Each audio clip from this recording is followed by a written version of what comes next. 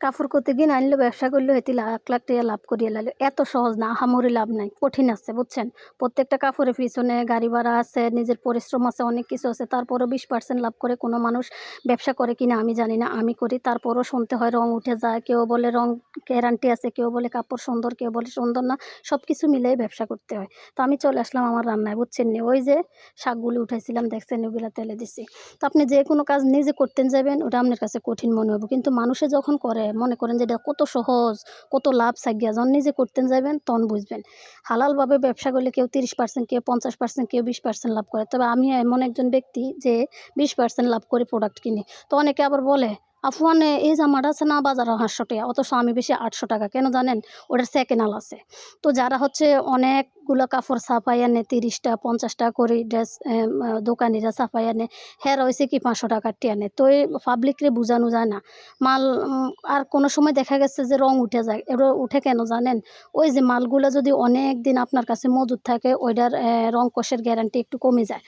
কিন্তু আমি যেহেতু থ্রি পিস জানি, আমার আফুরা ভাইয়ারা সবার আমি বলে দিই যে রং উঠতে গেলে নিয়ে আসবেন, আমি ওর কাছে নিয়ে ফেলামো। ওটা আমাদের কথা আছে থ্রি পিসগুলা। কিন্তু কাটা কাপড়ের বেলা আমি নিশ্চয়তা দিতে পারি না, যেহেতু আমি এগুলো কাটতে আনি।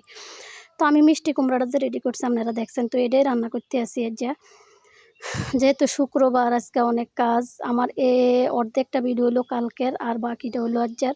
তো ব্যবসা বাণিজ্য রান্না বাড়া সবজন একটা মানুষে করতে যায়, তাহলে কিন্তু অনেক কষ্ট হয়ে যায়। তো অনেকে মনে করে যে এতে সারাদিন ভিডিও বানায়, হেতির আবার এত কাম কি, এর কাম নাই, এলে সারাদিন ভিডিও বানায়। আসলে না, একটা মানুষজন সংসার বুঝতে ব্যবসা করে, তারপর আবার ইউটিউবে বা ফেসবুকে কাজ করে, তারা জানে তার কত কষ্ট। এরপরে যদি হিসিদি হেল্প করি না থাকে, তাহলে দেওয়ার কথাই নেই।